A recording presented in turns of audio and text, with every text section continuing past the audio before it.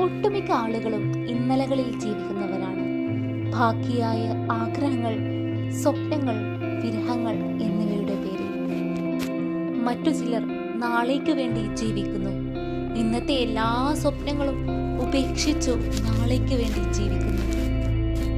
ഒട്ടുമിക്ക പേരും ഇന്നേക്ക് വേണ്ടി ജീവിക്കാൻ മറക്കുന്നവരാണ്. ജീവിതത്തിൽ എപ്പോഴും സന്തോഷവാനായിരിക്കുന്നവർ ഭ്രാന്തന്മാരാണ്.